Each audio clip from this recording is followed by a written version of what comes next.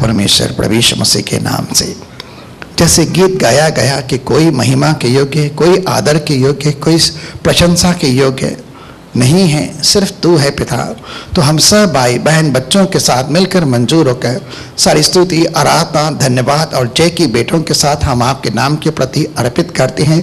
और इन अंतिम दिनों के अंदर जो तू आचार कर्म अपने लोगों के ऊपर करता है, जो दया तरस करुणा करके तेरे लोगों के जिनमें चंगाइयाँ छुटकारे करता है, और जिस तरह से प्रभु तेरे लोगों को पिता उन गंदी अशुद्ध आत्माओं से, जादू टोनों के बंधनों से छुटकारा देता है प्रभु, ये सारे आचार कर्म केवल तेरे ही नाम में होते हैं। हम सारी महिमा सिर्फ आपके नाम को देते हैं और दुआ करते हैं प्रभु यीशु मसीह के पाक पवित्र नाम से। आज जिन बच्चों ने तेरे राज्य के विस्तार के लिए कलीसिया के अंदर दशमांश अर्पण और उठाने के बेट लाए, इन सब बेटों को आप स्वीकार करें, क्योंकि दशमांश तेरा है और तेरे लिए पवित्र है और तूने इसे पवित्र ठहरा है। इन सभी बेटों को आप स्वीकार करें मसीह यीशु के नाम से और इन्हें अपने राज्य में ग्रहण करें। और तेरे राज्य में बोया गया एक बीज भी प्रभु निरर्थक नहीं होता। मनुष्य बोता है, सवेरे और रात को सोता है और जमीन उसे अपने आप ऊंचा करती है, दानों के अंदर फल भी आ जाता है। और यीशु मसीह के नाम से हालेलुया उनके जीवन के अंदर बहुगुणित होकर प्राप्त होता है। हम दुआ करते हैं कि जिन्होंने भी आज तेरे राज्य के अंदर जो कुछ भी बोया है प्रभु यीशु मसीह के नाम से शीघ्र उनके जीवन के अंदर परिवर्तित होकर तेरे द्वारा आशीषित होकर फलवंत होकर उनके जीवन में बहुगुणित होकर जाने पाए, ताकि किसी के जीवन में कोई कमी घटी न रहे। मैं उन सभी बीजों को जो दशमांश अर्पण उठाने के बेटों के तौर भवन के अंदर आए, उन सबको आशीष करता हूँ कि तेरे द्वारा ही हर एक के जीवन में 100 गुना प्रतिफल आए और 1000 गुना बरवार आए। और यीशु मसीह के नाम से किसी के जीवन में कोई कमी घटी न हो। और पिता तेरे दास के लिए आज अनुग्रह कर कि उसकी व्यवस्था और निर्बलता के अंदर तेरी सामर्थ प्रकट हो और तेरा अनुग्रह उसके लिए पर्याप्त हो। और यीशु मसीह के नाम से बोलने वाला कोई मनुष्य नहीं, परंतु तेरी आत्मा इस मुख के द्वारा हम सबसे बातें करे, ताकि तेरी इच्छा और तेरी महिमा हम सबके मध्य में पूरी हो, प्रभु यीशु मसीह के नाम से आमीन। चलिए एक जोरदार ताली दे दे प्रभु यीशु के नाम को।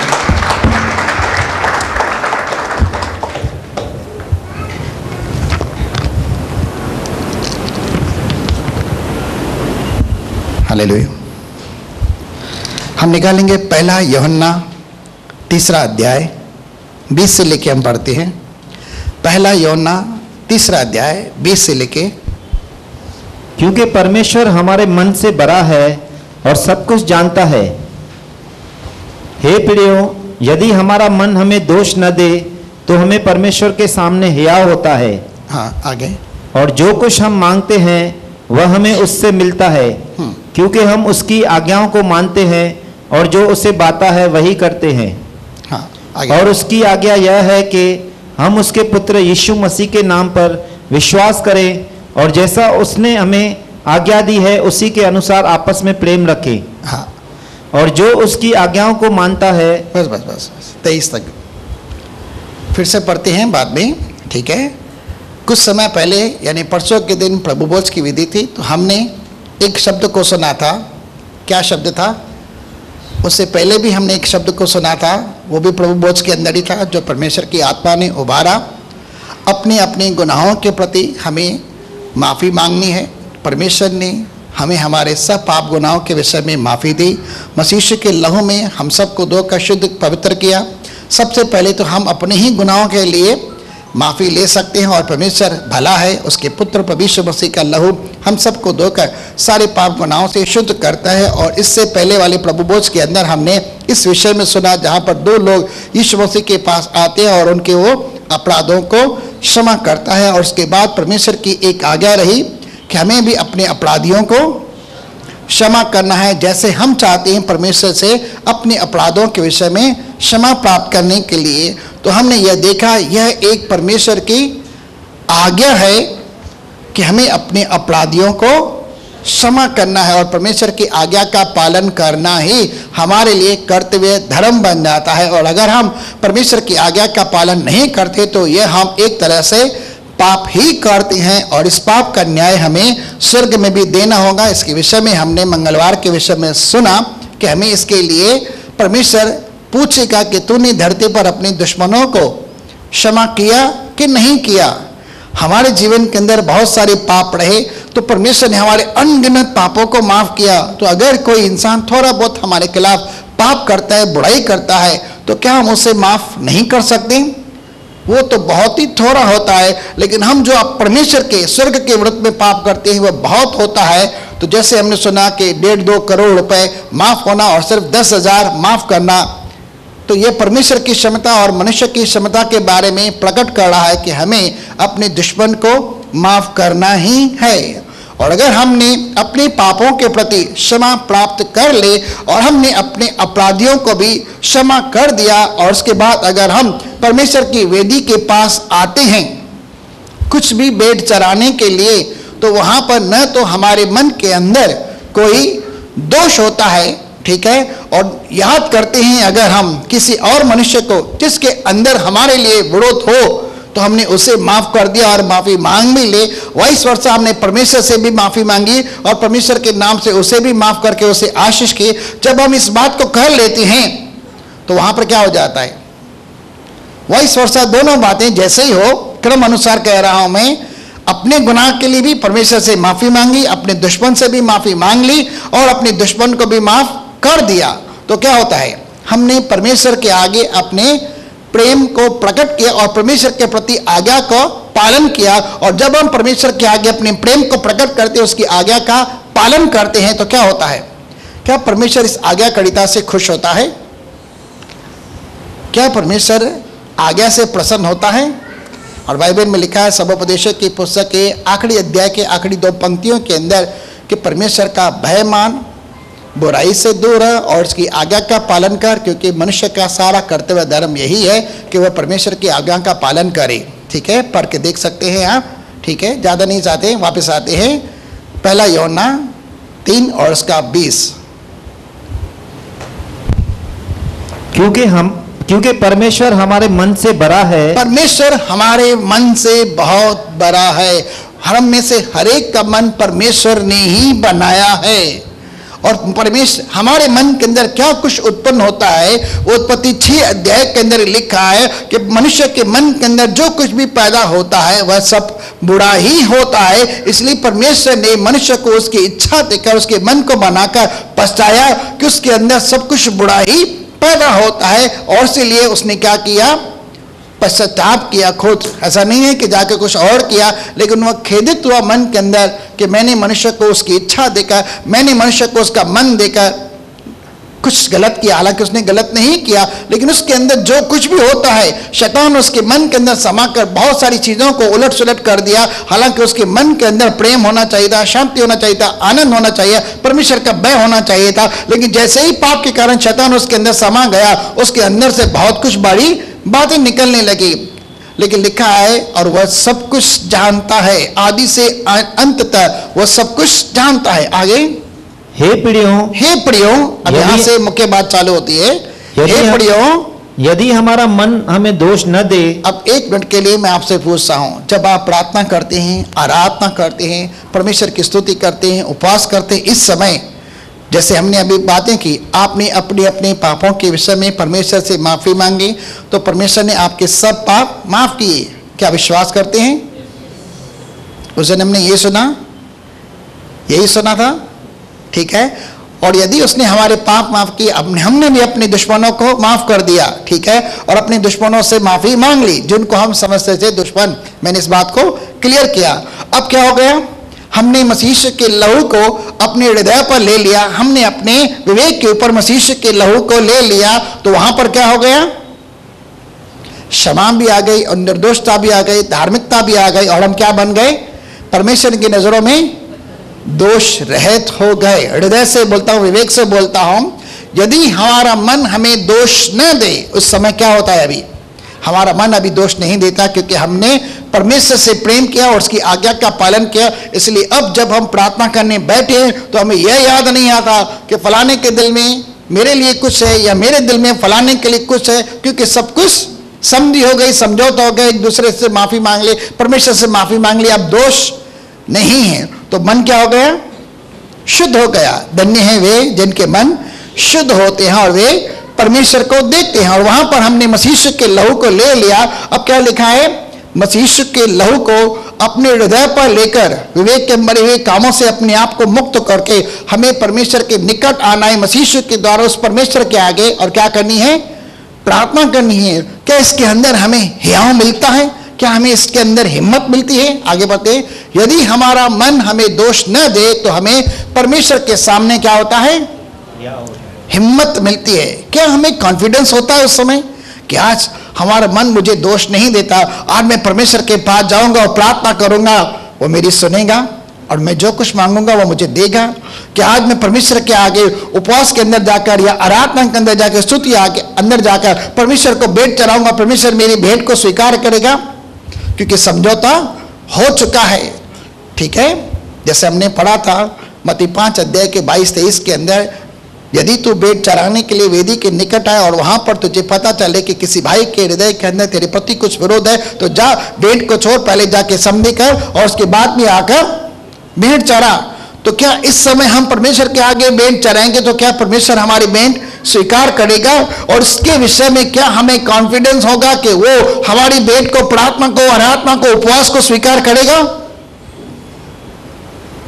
क्या इतना कॉन्फिडेंस, इतनी हिम्मत आती है?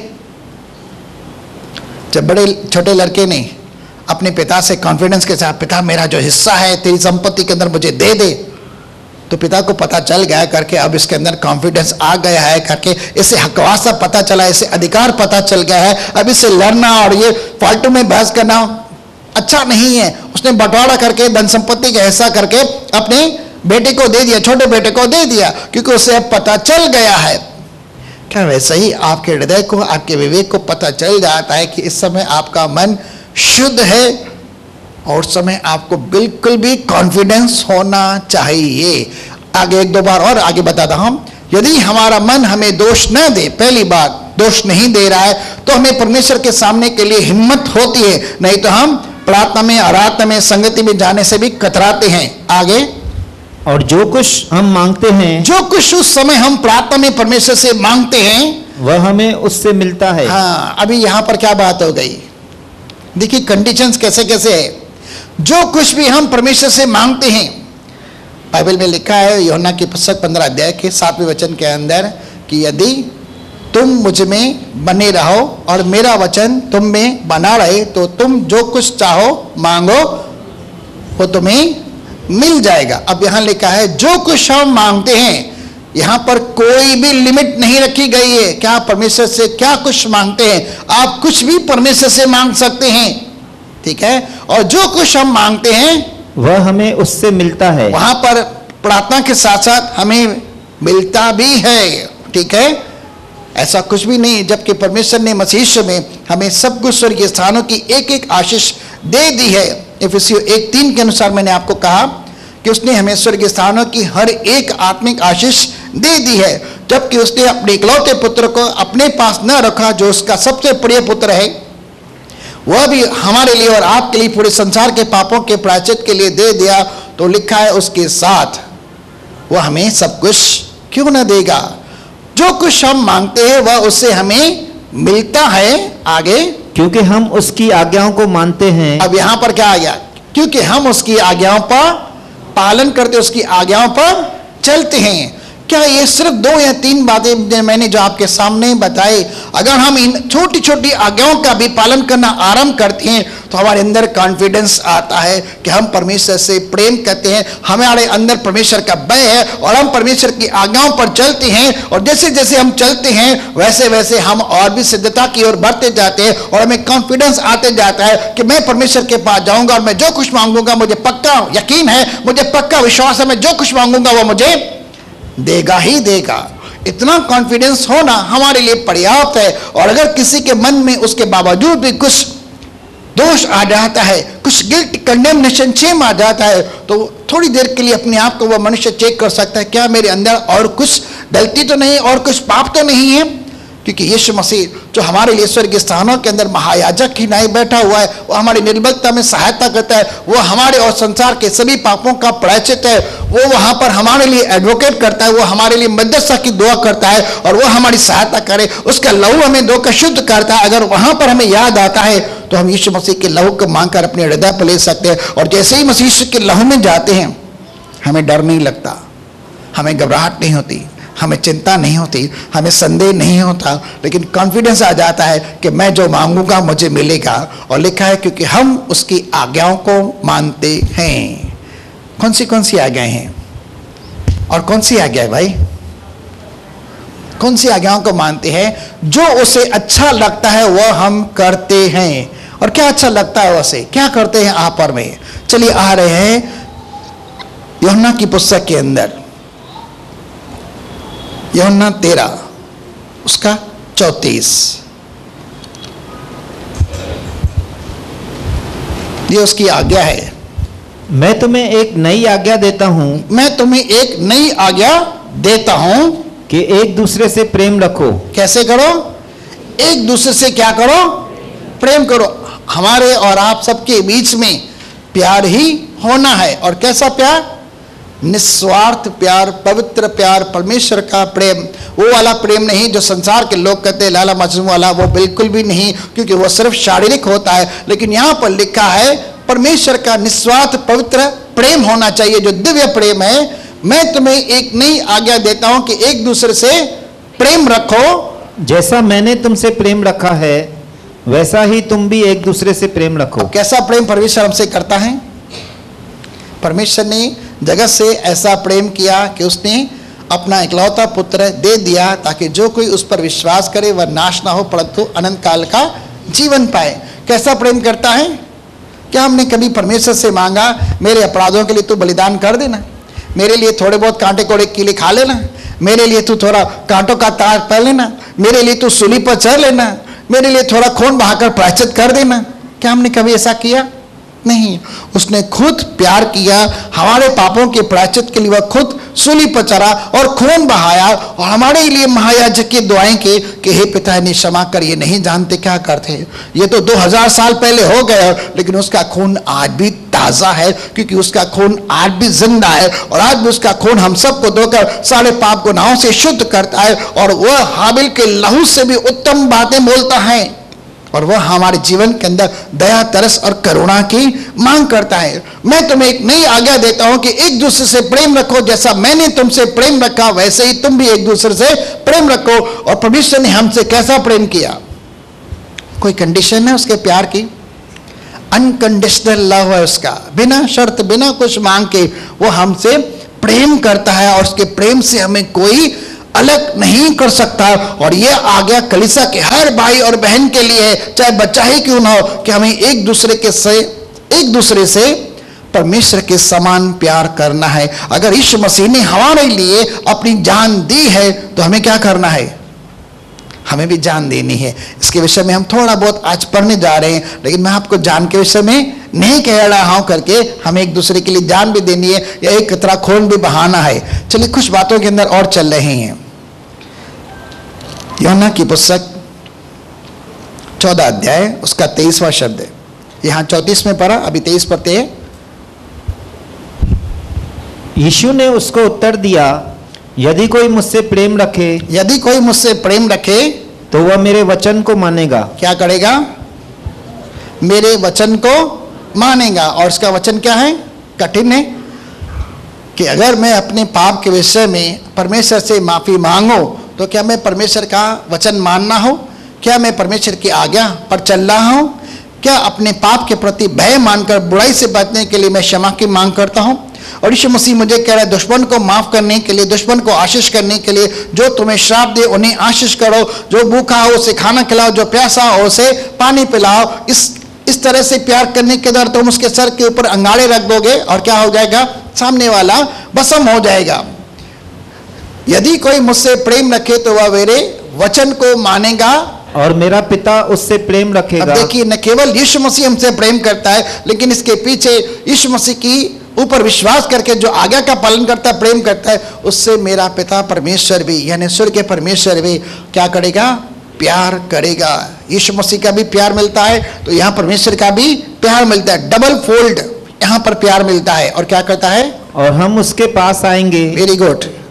क्या आएंगे? हम उसके पास आएंगे। क्या ही बड़ी और अच्छी बात है कि परमेश्वर पिता और यीशु मसीह हमसे मिलने के लिए चले हैं, स्वर्ग को छोड़कर चले आए। अब मैं आपसे सवाल पूछूं, कौन उनसे मिलना चाहता है? सब कहेंगे काश आज रात को डाइनिंग टेबल के ऊपर यीशु मसीह मेरे साथ हो, पिता परमेश्वर भी मेरे साथ हो, कि हम दोनों तीनों मिलकर आपस में भोजन खाएं। अच्छी बात होगी।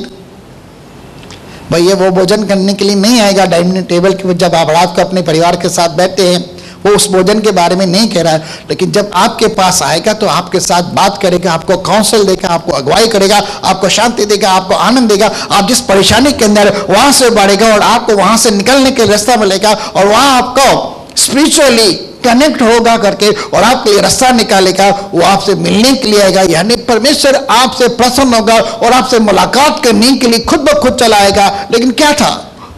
माफी मांगना और माफी देना कौन सी बड़ी बात है? माफी मांगना और माफी देना कौन सी बड़ी बात है? मन शुद्ध हो गया, मन के अंदर का दोष निकल गया, और मन का दोष अगर निकल गया तो खुद परमेश्वर हमारे साथ मिलने के लिए आ जाता है। क्योंकि परमेश्वर हमारे मन से भरा है। वह मनुष्य के बाहरी डिलडोल को नहीं देखता, मनुष्य का परमेश्वर की आंख, परमेश्वर की दृष्टि तो मनुष्य के हृदय के ऊपर लगी रहती है। यदि कोई मुझसे प्रेम रखे तो वह मेरे वचन को मानेगा, और मेरा पिता उससे प्रेम रखेगा, और हम उसके पास आएंगे और उसके साथ निवास करेंगे। उसके साथ निवास करेंगे। आपके साथ वह निवास करेगा, यानी आपके पास रहने के लिए आएगा। और परमेश्वर अगर निवास करने के लिए आए तो कितना टेम्पररी, 1 दिन 2 घंटा 4 घंटा 6 घंटा 1 हफ्ता 10 दिन। भाई अगर आप धीरे धीरे उसकी आज्ञाओं के ऊपर चलते जाएंगे तो वह आपके साथ सर्वदा बना रहेगा। और जहां परमेश्वर है तो वहां क्या होगा? मैं 2 शब्द हमेशा क्लेम करता हूं। सबसे पहले तो वहां आजादी होती है। किस बात की आजादी?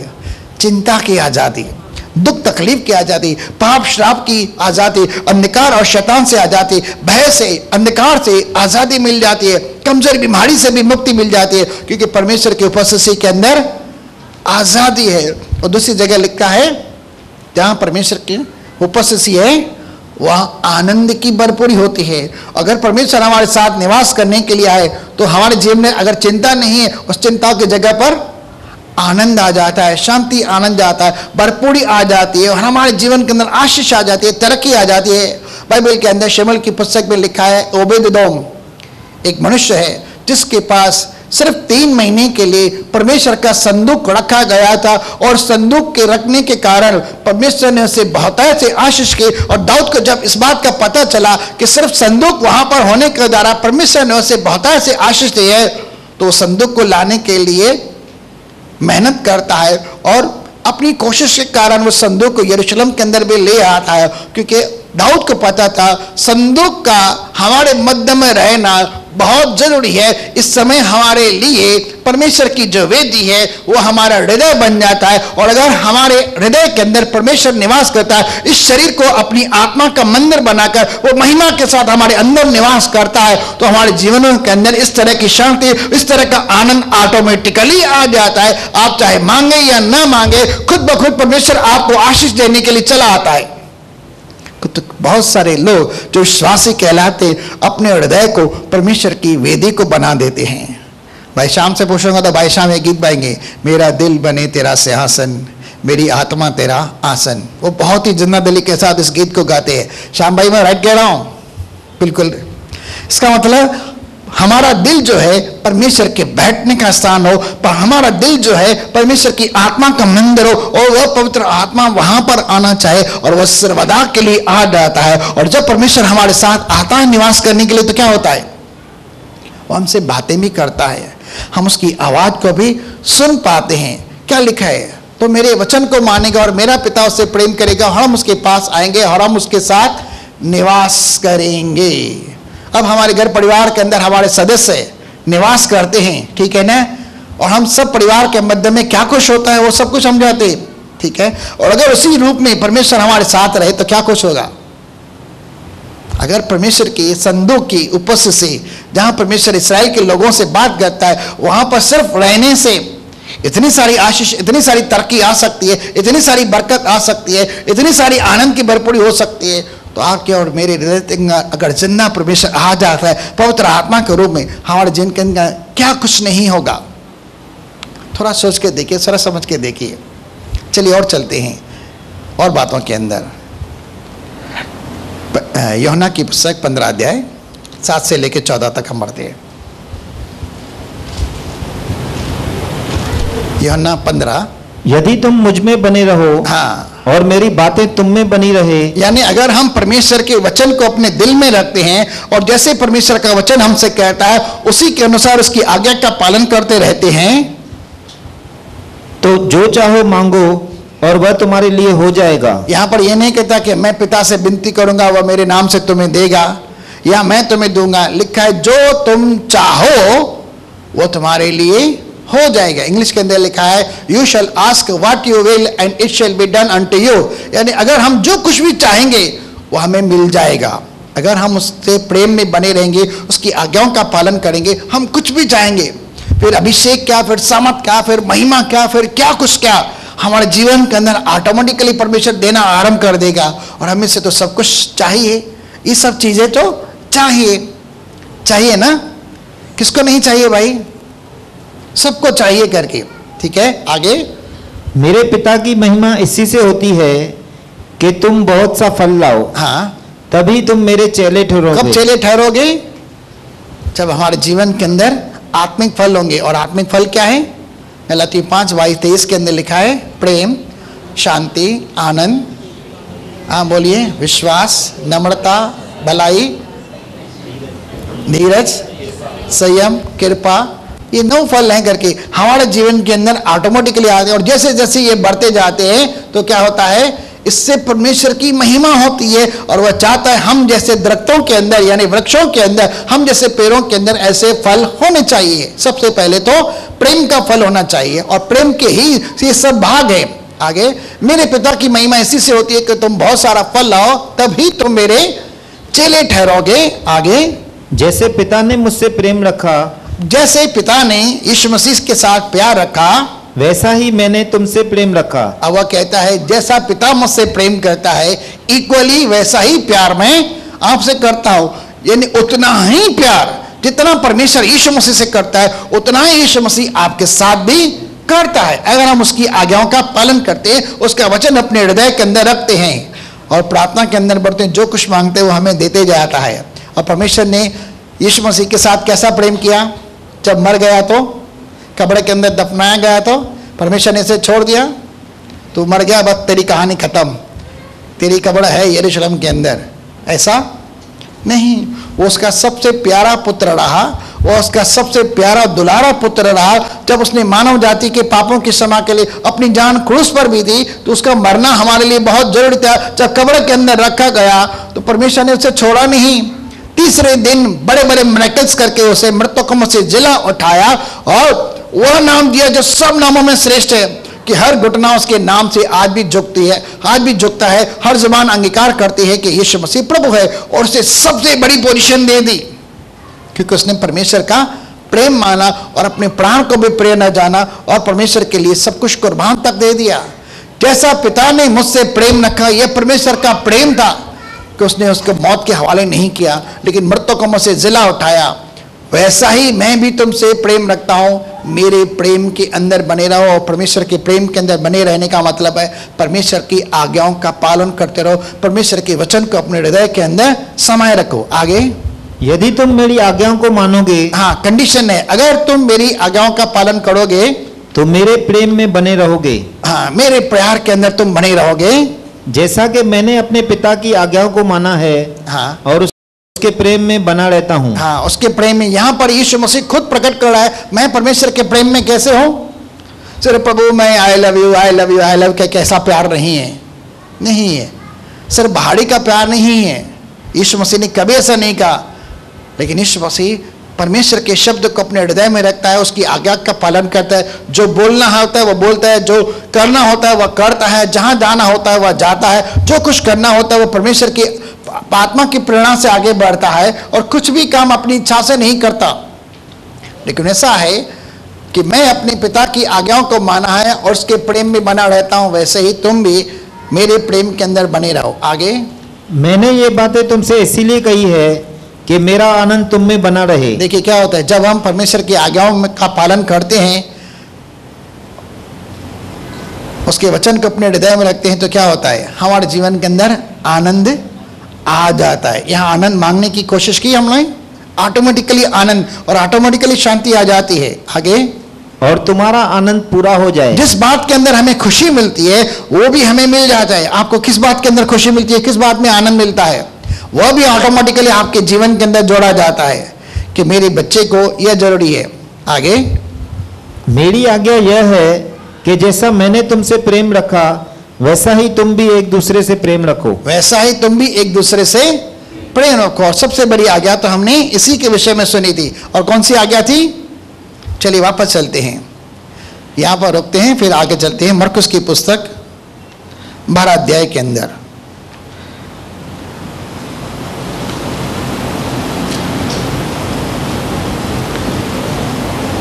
कहां गया भाई? मरकुस 12:28 से चलते हैं। और शास्त्रियों में से एक ने आकर हाँ उन्हें विवाद करते सुना। हाँ और यह जानकर के उसने उन्हें अच्छी रीति से उत्तर दिया। हाँ, उससे पूछा, सबसे मुख्य आज्ञा कौन सी है? सबसे मुख्य आज्ञा कौन सी है? यीशु ने उसे उत्तर दिया, सब आज्ञाओं में से यह मुख्य है। सभी आज्ञाओं में से, यानी पवित्र शास्त्र में जितनी भी आज्ञाएं हैं उनमें सबसे मुख्य है, इंपॉर्टेंट है, हे इज़राइल सुन। हे इज़राइल सुन, यानी हे विश्वासी भाइयों बहनों, इस बात के ऊपर ध्यान फरमाओ, गौर फरमाओ। प्रभु हमारा परमेश्वर एक ही प्रभु है। हमारा परमेश्वर जो है वह एक ही है, न 2 है, न 3 है, न 10 है, न 50 है, न 33 कोटि है। हमारा परमेश्वर सिर्फ एक है। आगे, और तू प्रभु अपने परमेश्वर से अपने सारे मन से, सारे मन से यानी पूरी मन से, और अपने सारे प्राण से, पूरे प्राण से, और अपनी सारी बुद्धि से, पूरी बुद्धि के साथ, और अपनी सारी शक्ति से प्रेम जितनी रखना। ताकत तेरे अंदर है उतनी ताकत के साथ उससे क्या कर? प्यार कर। यानी संपूर्ण व्यक्तित्व परमेश्वर के साथ प्यार करना चाहिए। ठीक है, आगे। और दूसरी यह है कि तू अपने पड़ोसी से अपने समान प्रेम रखना। अपने पड़ोसी से अपने समान प्यार कर। जैसे आप अपने आप से प्यार करते हैं वैसा ही प्यार तू अपने पड़ोसी से भी कर। और हमने उस दिन देखा था कि हम अपने आप से कैसा प्यार करते हैं, इक्वली वैसा ही प्यार तू पड़ोसी के साथ कर। और आपका पड़ोसी कौन है? जो आपके साथ बैठा हुआ है। क्या आप उससे हाथ मिलाकर प्रेज द लॉर्ड करेंगे? बोलिए बोलिए। अरे भाई, मुंह से तो आपने कुछ बोला ही नहीं। बोलिए मैं आपसे प्यार करता हूं, बोलिए। और परमेश्वर आपसे प्यार करता है। आप अकेले नहीं हो, परमेश्वर आपके साथ है। बोल के देखिए, मजा आएगा। दूसरी और यह कि तू अपने पड़ोसी से अपने समान प्रेम रख, इससे बड़ी और कोई आज्ञा नहीं है। आगे, शास्त्री ने उससे कहा, हे गुरु, बहुत ठीक, बहुत अच्छा, तूने सही जवाब दिया यीशु। तूने सच कहा कि वह एक ही है, हाँ, और उसे छोड़कर और कोई नहीं। इससे बड़ी कोई आज्ञा नहीं है। आगे, और उससे सारे मन और सारी बुद्धि और सारे प्राण और सारी शक्ति के साथ प्रेम रखना, और पड़ोसी से अपने समान प्रेम रखना सारे होमों और बलिदानों से बढ़कर है। जितने भी बलिदान परमेश्वर के आगे चढ़ाए जाते हैं, होम बलियों के तौर और अलग अलग बलिदानों से परमेश्वर के आगे चढ़ाए जाते हैं, उन सबसे बेहतर क्या है? क्या परमेश्वर को बलिदान चाहिए? होम बलि चाहिए? बकरे का खून चाहिए? मेमने का खून चाहिए? कबूतर का खून चाहिए? पंडित का खून चाहिए? नहीं, उसको कुछ भी, किसी का भी खून नहीं चाहिए। वो किसी बलिदान को नहीं चाहता, लेकिन उसने तो हमारे लिए और आपके लिए, पूरी मनुष्य जाति के लिए यीशु मसीह को देह को तैयार किया। और वो कहता है मैं आ गया, और उसके आने से पुरानी व्यवस्था को उठाकर नई वाचा को हमारे सामने ले जाता है। परमेश्वर कभी भी बलिदान से प्रसन्न नहीं होता है।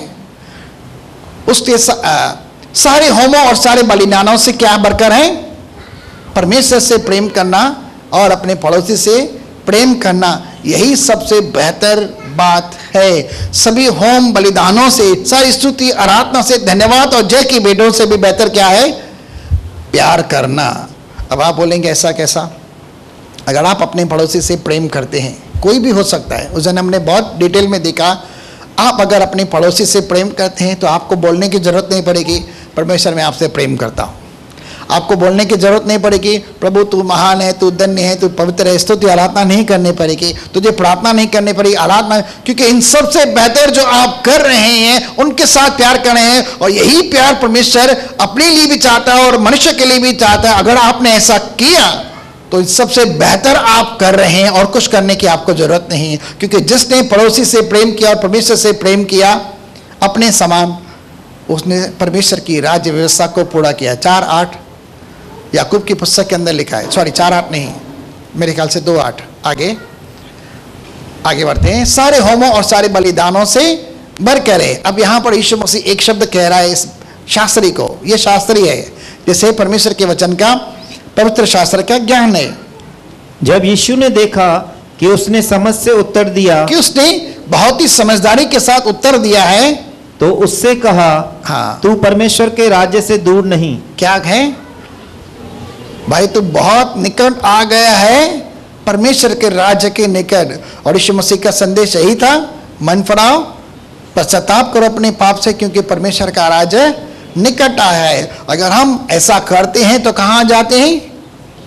परमेश्वर के राज्य के निकट आ जाते हैं। और हमें से कोई ऐसा नहीं होगा जो परमेश्वर के राज्य के अंदर न जाए। यीशु मसीह ने एक जगह पर कहा, मैं तुमसे सच सच कहता हूं कि यदि तुम में से हर एक जन बालक के समान न बने तो कोई परमेश्वर के राज्य के अंदर प्रवेश नहीं करता। क्योंकि स्वर्ग का राज्य बालकों सा है। कैसा है? परमेश्वर का राज्य किसका है? बालकों का। जो अपने आप को बालकों के समान माना देता है वही स्वर्ग राज्य के अंदर प्रवेश करेगा। अगर हम बालकों के समान नहीं बनते तो हम स्वर्ग राज्य के अंदर नहीं जानते। अब बालक कैसा होता है? छोटी सी कहानी बताऊं, शायद एक बार मैंने पहले भी इस कहानी को बताया था, ठीक है, लेकिन आपके सामने एक और लगता। किसी जमाने के अंदर हम कॉलेज के अंदर जाते तो वहाँ पर हमने एक कहानी पढ़ी थी, लेकिन बहुत बेहतरीन थी, वो मुझे दिल में छू गई, इसलिए वो आज भी मेरे दिल के अंदर है। इस कहानी को सुनते हुए मुझे 35 साल हो गए, ठीक है। विलियम टॉलस्टॉय नामक एक लेखक है जिसने इस कहानी को लिखा। 5 मिनट के अंदर आपको कहानी बताता हूँ, फिर हम वापस आते हैं मुद्दे पर। 2 बच्चे, बारिश का समय था, आपस में गाँव के अंदर खेल रहे थे और कागज़ की नाव बनाकर वो छोटी छोटी नालियों के अंदर तैरा रहे थे। काफ़ी बार हम भी ऐसा करते थे बचपन के अंदर, कागज़ की नाव बनाते थे और जैसे ही बारिश का पानी बहता था छतों के ऊपर से और हमारी गली से बाहर निकलता था, हम उसके ऊपर या नाले के ऊपर नाव डाल देते थे और तैरते थे और उसके पीछे पीछे जाते थे जब तक वह नाव डूब न जाए। लेकिन ऐसा हुआ कि 2 बच्चे जो दोस्त थे गांव के अंदर थे, खेल रहे थे, तो एक बच्चे का पैर उसके नाव के ऊपर गिर गया और क्या हो गया? कागज़ की नाव पानी के अंदर तहस नहस हो गई। तो बच्चा रोने लगा। जब बच्चा रोने लगा तो उसकी आवाज़ उसकी माँ ने सुनी, तो बाहर निकल कर आई और उसके क्या क्या उसने कहा कि मेरे दोस्त ने मेरे अपने पाँव से मेरी नाव को नष्ट कर दिया। तो उसने डांट पड़ताल चालू कर दी। बच्चा एक रो रहा है जिसकी नाव नष्ट हो गई, उसकी माँ दूसरे बच्चे को डांट रही है। इस बीच उसकी माँ ने उसकी सुना तो वो भी बाहर निकल के आई और दोनों के बीच क्या होने लगा? दोनों माताओं के बीच, बच्चों की तू मैं चालू हो गई। अब जैसे तू मैं चालू हो गई, जहां पर 2 औरतें अगर गांव के अंदर झगड़ा करे तो क्या होगा? घर के बाहर लोग भी और भी जो लोग होंगे बाहर निकल आए और क्या होगा? धीरे धीरे धीरे धीरे पूरा गांव जमा हो गया। न जाने क्या कुछ निकलने लगा, न जाने क्या कुछ निकलने लगा और धीरे धीरे सारा गांव आकर इकट्ठा हो गया। और क्या हो गया? मामला बिगड़ता गया, मामला बिगड़ता गया। न जाने क्या उल्टी सीधी पुरानी बातें निकलने आई। लेकिन वहां पर एक बहुत ही बुद्धिमान और समझदार इंसान आया जिसका नाम था विलियम टॉलस्टॉय। आकर उसने पूछा, भाई क्या माजरा है? पूरा गांव इकट्ठा हुआ है, इतना सारा झगड़ा, वाद विवाद, गाली गलौज, दोष निंदा की बातें हो रही है, आखिर बात क्या है? तो उन्होंने सज्जन से कहा कि भाई ऐसी सी बात है। तो बोला बच्चे कहाँ हैं? दोनों बच्चे कहाँ हैं? अब बताइए दोनों बच्चे कहाँ थे? क्या कर रहे थे? दोनों बच्चे वापस नाव बनाकर अपने मजे के अंदर वो पानी को उस नहरों के अंदर, नालों के अंदर खेल के तौर पर कर रहे थे। और ये बड़े बच्चे क्या कर रहे थे? एक छोटी सी कागज की नाव के कारण इतना झमेला खड़ा कि गांव इकट्ठा हो गया। लेकिन वो 2 बच्चे जिनके साथ आप बीती थी वो उस बात को कब का भूल भी गए और फिर से एक दूसरे के साथ दोस्ती यारी करके फिर से अपना मजा लेने के लिए कागज की नाव बनाकर नाले के अंदर तैरा रहे हैं और बारिश का मजा ले रहे हैं। उन्हें पता तक नहीं, याद तक नहीं, वो भूल तक गए कि हमारे बीच कुछ ऐसा हुआ था। और वे अपने साथ फिर से मेल मिलाप करते हुए आगे बढ़े और उन्हें याद नहीं किसी बात की भी बात कि हमारे बीच कभी झगड़ा हुआ था, गड़बड़ हुई थी, ये हुआ था, नुकसान हुआ था, भारी भरकम हुआ था। और क्या हो गया? अब कहने की बात, जब तक हम अपने आप को इस तरह बच्चों के समान नहीं बनाते, हम स्वर्ग राज के अंदर कदापि नहीं जाएंगे। क्योंकि स्वर्ग का राज्य बच्चों का है। यीशु मसीह ने सदा बच्चों के सर पर हाथ रखकर आशीष दी हुई है। अगर हम भी अपने आप को बच्चा बनाते हैं, हर प्रकार का गैर बैर नफरत जलन ईर्ष्या विरोध विधर्म जो कुछ भी करवार अपने दिल से निकाल कर भाईचारे की प्रीति में चलते हैं, तो हम स्वर्ग में स्वर्गराज के निकट जाते हैं, स्वर्गराज के अंदर आते थे। यहां पर उसने क्या कहा, तू परमेश्वर के राज्य से दूर नहीं है। आप स्वर्गराज के निकट आ जाते हैं अगर अपने आप को बच्चे के समान बनाते हैं। ठीक है, अब कहने का मतलब थोड़ी देर के लिए अंदर और जगह बढ़ते हैं, हम आगे बढ़ते हैं। कहां पढ़ते हैं हम लोग? 15 अध्याय यूहन्ना, आगे बढ़ते हैं जहां पर से छोड़ा था। यूहन्ना 15 अध्याय, बस 5 मिनट के अंदर मैं पूरा कर रहा हूं। इससे बड़ा प्रेम किसी का नहीं कि कोई अपने मित्रों के लिए अपना प्राण दे। किसी का प्यार इतना बड़ा नहीं है कि कोई अपने मित्र के लिए जान दे। यीशु मसीह ने तो अपना प्यार हमारे ऊपर इस प्रकार प्रकट किया कि उसने हमारे पापों की क्षमा के लिए अपनी जान दी। ठीक है, आगे। जो कुछ मैं तुम्हें आज्ञा देता हूं, यदि उसे करो तो तुम मेरे मित्र हो। पहले चेले थे, अब हम मित्र बन जाते हैं अगर उसकी हम आज्ञाओं का पालन करते हैं तो। आगे। अब से मैं तुम्हें दास न कहूंगा, अब से मैं तुम्हें गुलाम नहीं कहूंगा। आगे। क्योंकि दास नहीं जानता कि उसका स्वामी क्या करता है। हाँ। परंतु मैंने तुम्हें मित्र कहा है, क्योंकि मैंने जो बातें अपने पिता से सुनी वे सब तुम्हें बता दी। हाँ, चलिए 1 मिनट के लिए एक जगह पर चलते हैं। और मरकुस की पुस्तक 11 अध्याय 22 से लेकर मरकुस 11।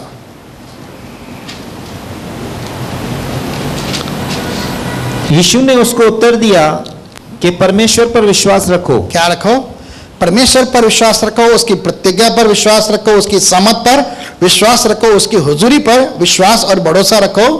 मैं तुमसे सच कहता हूं कि जो कोई इस पहाड़ से कहे, जो कोई इस पहाड़ से कहे कि तू उखड़ जा और समुद्र में जा पर, हाँ, और अपने मन में संदेह न करे, हाँ, वरन प्रतिति करे कि जो कहता हूं वह हो जाएगा, तो उसके लिए वही होगा। आगे। इसीलिए मैं तुमसे यह कहता हूं कि जो कुछ तुम प्रार्थना करके मांगो तो प्रतिति कर लो कि तुम्हें मिल गया और तुम्हारे लिए हो जाएगा। आगे। और जब कभी तुम खड़े हुए प्रार्थना करते हो, अब यहाँ पर आ रहा है, जब कभी तुम खड़े होकर प्रार्थना करते हो, जरूरी नहीं कि खड़े होकर घुटने टेक कर भी हम साष्टांग प्रणाम करते हुए प्रार्थना कर सकते हैं, बैठकर भी कर सकते हैं। जब कभी तुम प्रार्थना करने के मूड में हो, तो यदि तुम्हारे मन में किसी की और कुछ विरोध, किसी के दिल में आपके लिए कुछ भी विरोध है, तो क्षमा करो। तो क्या करो? आप उसे माफ करो। ठीक है, आप उसे माफ करो ताकि आपका हृदय शुद्ध हो जाए, वहां मसीह के लहू को ले लो। अगर आपके दिल में इस समय किसी के दिल में है तो क्या करो? लिखा है क्लियरली, क्षमा करो, इसीलिए कि तुम्हारा स्वर्गीय पिता भी तुम्हारे अपराध क्षमा करे, कि वो आपके अपराध भी माफ करे। आगे। और यदि तुम क्षमा न करो, अगर आप माफ नहीं करोगे, तो तुम्हारा पिता भी जो स्वर्ग में है तुम्हारा अपराध क्षमा न करेगा, तुम्हारा अपराध क्षमा न करेगा। अब यहां पर मैं ऐसा क्यों कह रहा हूं? वापस आते हैं, इस बात को लिखते हैं 11:22 वापस पढ़ते हैं। परमेश्वर पर विश्वास रखो। आगे। यीशु ने उसको उत्तर दिया कि परमेश्वर पर विश्वास रखो। मैं तुमसे सच कहता हूं कि जो कोई इस पहाड़ से कहे, हाँ, कि तू उखड़ जा और समुद्र में जा पर। अभी थोड़ी देर के लिए आपके सामने, आपके जीवन के आगे कोई बड़ी मुसीबत है, कोई बड़ा संकट है, कोई बड़ी परेशानी है, या कोई बड़ा दुख है, तकलीफ है, कमजोरी, बीमारी, कुछ भी दिक्कत हो सकती है, और आप बार बार प्रार्थना करते हो यहां से उखड़ निकल जाए। यीशु मसीह ने हमें कहा कि अगर इस पहाड़ को कहोगे उखड़ जा, समुद्र में जा, और नहीं हो रहा है, तो क्यों नहीं हो रहा है? आप प्रार्थना भी कर रहे हैं, परमेश्वर पर विश्वास भी कर रहे हैं, लेकिन पीछे की जो बात कही गई 11:25 और 26 के अंदर, आप अपने दुश्मन को माफ नहीं कर रहे हैं, तो परमेश्वर भी आपकी प्रार्थना को नहीं सुन रहा है। न तो आपको कॉन्फिडेंस मिल रहा है, ना आपको वो अभिषेक आ रहा है, ना आपकी प्रार्थना को उत्तर मिल रहा है, और नहीं आप प्रार्थना की सामर्थ को पाकर प्रार्थना की ताकत के द्वारा पहाड़ों को हिला सकते हैं। क्यों? क्योंकि आपके मन के अंदर किसी के लिए कुछ भी विरोध है तो आप वो कर ही नहीं पाते। लेकिन लिखा है, मैं तुमसे सच कहता हूं कि जो कोई इस पहाड़ से कहे कि उखड़ जा, क्या परमेश्वर पापी की प्रार्थना को सुनेगा? अगर मेरे दिल में परमेश्वर की आज्ञा का पालन ही नहीं कर रहा हूं तो क्या वह मेरी प्रार्थना को सुनेगा? अगर मैं परमेश्वर की आज्ञा का पालन नहीं करता हूं, माफ़ी ले, माफ़ी दे और माफ़ी मांग। अगर मैं वो करता ही नहीं हूँ तो क्या मेरे अंदर इतना कॉन्फिडेंस आ जाएगा कि मैं जो कुछ मांगूंगा वो होगा, और मेरे द्वारा, मेरे जीवन के द्वारा, प्रार्थना के द्वारा, उस अभिषेक के द्वारा पहाड़ उखड़ेंगे, दुख तकलीफ जाएंगे, संकट मुसीबत जाएंगे? नहीं जाएंगे बिल्कुल भी। लेकिन लिखा, मैं तुमसे सच कहता हूं कि जो कोई इस पहाड़ से कहे कि तू उखड़ जा और समंदर में जा पर, अपने मन में संदेह न करे। मन में संदेह क्यों आता है? क्योंकि मन के अंदर पाप होता है, मन के अंदर दोष होता है, इसलिए मैं कॉन्फिडेंस नहीं होता, इसलिए हम बड़ा काम नहीं कर पाते। मन में संदेह न करे वरन आप विश्वास करें। विश्वास आएगा कैसे? वापस आते हैं, यदि हमारा मन हमें दोष न दे तो हमें परमेश्वर के सामने हिम्मत होती है कि जो कुछ हम मांगते हैं वो हमारी सुनता है और हमें देता है, और हमने वो पाया है। यहां पर क्या हो जाता है? अब कॉन्फिडेंस ही नहीं है कि मैंने जो मांगा मुझे दिया कि नहीं, उसने सुना भी कि नहीं सुना है। दोष यहां पर होता है ना, तो प्रार्थना ऊपर सुनी नहीं जाती। जब हम मन से शुद्ध हो जाते हैं तो दोष नहीं होता, हम बड़े से बड़ी ताकत, बड़े से बड़े अभिषेक, बड़े से बड़े आत्मा की सामर्थ को प्राप्त करते हैं और बड़े से बड़े पहाड़ों को उखाड़ देते हैं। वापस पढ़ते हैं, बस लास्ट वर्ड है 11:23 पढ़ के पूरा करते हैं, मेरा समय भी हो गया है। मैं तुमसे सच कहता हूँ, मैं तुमसे सच कहता हूं कि जो कोई इस पहाड़ से कहे, जो कोई इस पहाड़ से कहे कि तू उखड़ जा और समुद्र में जा पर, और अपने मन में संदेह न करे, वरन प्रतिदि करे, वरन विश्वास कर ले कि जो कहता हूँ पहाड़ को, वो पहाड़ मेरी आज्ञा का पालन करेगा, उखड़ चला जाएगा। कमजोर बीमारी होगी उखड़ चली जाएगी, दुष्ट आत्मा भी रहेगा निकल जाएगा, वह हो जाएगा, डेफिनेटली होगा, 100% होगा, गारंटेड होगा। तो उसके लिए वही होगा, उसके लिए वैसा ही होगा। क्या इससे बेहतर और सब बड़ी प्रतिज्ञा, एक चैलेंजिंग वर्ड बाइबल के अंदर हो सकता है पहाड़ों के हिलाने के लिए, जो नामुमकिन है? आगे, इसीलिए मैं तुमसे कहता हूं कि जो कुछ तुम प्रार्थना करके मांगो तो प्रतिति कर लो कि तुम्हें मिल गया और तुम्हारे लिए हो जाएगा। तो विश्वास कर लो कि जो कुछ तुमने मांगा तुम्हें मिल गया है। अगर मैं आपसे प्रार्थना करने के लिए कहूं कि मुझे परमेश्वर बहुत सारा अभिषेक दे, जैसा अभिषेक आपने पौलुस को दिया, जो कहता है मैं नई नई भाषाएं बोलता हूं, पहाड़ों को अखाड़ता हूं, स्वर्गदूतों की भाषाएं बोलता हूं, ये करता हूं, वो करता हूं, वो सब मुझे दे दे, क्या आपको कॉन्फिडेंस आ जाएगा? क्या आप विश्वास कर पाएंगे कि वो मुझे अभिषेक मिल गया? भाई मैं सबसे पूछ रहा हूं, एक सवाल पूछ रहा हूं आप सबसे, क्या आपको कॉन्फिडेंस होगा कि अगर मैं कहूं ये प्रार्थना करो कि जिस तरह आपने यीशु नासरी को पवित्र आत्मा सामर्थ से अभिषेक किया, मुझे भी कर? आएगा? सब अंदर ही देखेंगे, अंदर से उस कचरे को बाहर निकाल डालो, आपके जीवन के अंदर सब कुछ होगा। इसलिए मैं तुमसे कहता हूं कि जो कुछ तुम प्रार्थना करके मांगो तो प्रतिति कर लो कि तुम्हें मिल गया और तुम्हारे लिए हो जाएगा। आगे, और जब कभी तुम खड़े हुए प्रार्थना करते हो तो यदि तुम्हारे मन में किसी की ओर से कुछ विरोध हो तो क्षमा करो। आप क्षमा कर दो, आपको क्षमा करना ही है। अगर आप अपने जीवन के अंदर उस सामर्थ को, उस अभिषेक को, उस महान परमेश्वर की उपस्थिति को चाहते हैं, पिता परमेश्वर प्रभु यीशु मसीह की संगति चाहते हैं, पवित्र आत्मा की संगति चाहते हैं, आपके जीवन में आनंद और शांति की भरपूरी चाहते हैं, तो आपको ऐसा करना जरूरी है। और ये परमेश्वर के प्रति प्रेम है, उसके अंदर बने रहना है और उसको अपने जीवन के अंदर इनवाइट करना है। और जिसके अंदर परमेश्वर है उसके द्वारा बहुत कुछ हो सकता है, वरन सब कुछ हो सकता है। ठीक है, इसलिए कि तुम्हारा स्वर्गीय पिता भी तुम्हारे अपराध क्षमा करे। अगर हम किसी को क्षमा नहीं करते तो परमेश्वर भी हमारे अपराध क्षमा नहीं करता। 11:26 के अंदर लिखा गया है। तो क्या करेंगे अभी आप? दिल को शुद्ध करना है, मन का दोष दूर करना है, अपने जीवन के अंदर शांति आनंद को पाना है, तो बिंदास जाइए, अपने दुश्मन को जाके माफ कर दीजिए। यीशु मसीह के आगे पतरस आया, बोला मेरा साथी अगर मेरे खिलाफ पाप करे तो मैं कितनी बार माफ करूं? 7 बार। पतरस ने तो अपनी कैपेसिटी बता दी, मैं तो 7 ही बार माफ करूंगा, लेकिन 8 बार जरूर बदला लूंगा। लेकिन यीशु मसीह ने क्या कहा? मैं तुमसे कहता हूं 7 बार नहीं, 7 का 70 गुना। मतलब जिंदगी भर उसको माफ करते ही रहना है। अगर वो गलती करता भी है, अगर माफी नहीं भी मांगता है, तो भी आप यीशु मसीह का दिल लगकर, यीशु मसीह का मन लगकर उसे माफ करते ही रहना है, करते ही रहना है, करते ही रहना है। लेकिन उसके अपराध को अपने दिल में नहीं लेना है। मैं आपको एक कहानी के तौर पर दे रहा हूं, घर के अंदर जाके पढ़ के देखना। बाइबल के अंदर एक पुस्तक है जिसका नाम है फिलेमोन। सब लोग बोलेंगे कहां पर है? इब्रानियों से पहले एक ही चैप्टर है, ठीक है, फिलेमोन की पुस्तक है। वहां पर पौलुस अपने हृदय के मर्म को वहां पर प्रकट कर रहा है अपने एक दोस्त फिलेमोन के विषय में, जिसका साथी है ओनेसिमुस। उसने कुछ गलत किया था, जो उसे पकड़कर जेल में डाला गया था। जेल के अंदर पौलुस मिला, उसने उसे सुसमाचार सुनाया और वह विश्वासी बन गया, सीधा साधा बन गया, और उसे भेज रहा है वापस फिलेमोन के पास उसे ग्रहण करने के लिए। और कैसे? दास के तौर पर ग्रहण करने के लिए लिखा है, एक भाई के तौर आप उसे ग्रहण करना। इस कहानी को आप घर के अंदर पढ़ कर देखना, एक बार नहीं, दो बार नहीं, 3 बार पढ़ कर देखना, समझने की कोशिश करना कि वहां पर फिलेमोन के द्वारा परमेश्वर पौलुस के माध्यम से आत्मा के द्वारा हमसे क्या कुछ कह रहा है। ठीक है, मैं यहां स्थगित करूं। चलिए आंखें बंद करते हैं, फिर से अपने दिल को देखते हैं। है क्या किसी के लिए आज भी थोड़ी बहुत खटास? किसी के लिए भी, मैंने कहा हो सकता है मेरे लिए भी हो सकता है मेरे लिए भी हो। अगर मैंने बुरा किया है तो मैं भी आपसे क्षमा चाहता हूं। परसों की तारीख में भी मैंने आपसे क्षमा मांगी थी। किसी के लिए भी, किसी के प्रति भी कुछ भी खटास है, आप दिल से कहता हूं माफ कर दो।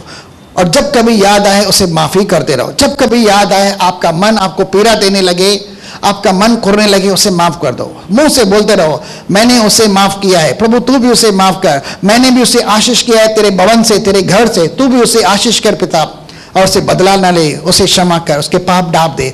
मुंह से ऐसा बोलते ही रहना है, चाहे कोई भी हो, कोई भी आपका पड़ोसी है जो आपके साथ रहता है, उसे माफ करते ही रहना है। आपका दिल साफ हो और शुद्ध मन के साथ आप परमेश्वर से जो कुछ मांगेंगे, आपको बड़ी से बड़ी नेमतें मिलते रहेगी, बड़ी से बड़ी गिफ्ट्स मिलते रहेंगे, बड़े से बड़े दान वरदान मिलते रहेंगे, बड़े से बड़ा अभिषेक और आत्मा का सामर्थ मिलता रहेगा। और आपके लिए कोई बात नामुमकिन होगी। आपके जीवन के आगे कोई भी रोड़ा नहीं रहेगा, कोई भी मुसीबत, कोई भी पहाड़ बनी नहीं रह सकेगी, क्योंकि आपके अंदर हियाव आ जाएगा, आपके अंदर विश्वास का काम करना लगेगा, और उसी विश्वास के द्वारा बड़े से बड़े पहाड़ों को हिलाने वाले बन सकेंगे, क्योंकि आपका मन शुद्ध होगा। सब लोग अपनी भाषा में प्रार्थना करेंगे, अपने दुश्मनों को क्षमा करेंगे, अपनी गलतियों के लिए माफी मांगेंगे, और यीशु मसीह के लहू को अपने दिल में लेंगे। 2 मिनट का समय है आपके पास, आप अपनी भाषा में स्वयं प्रार्थना करिए। परसों की तारीख में मैंने आपको सिखाई प्रार्थना। कीजिए, कोई किसी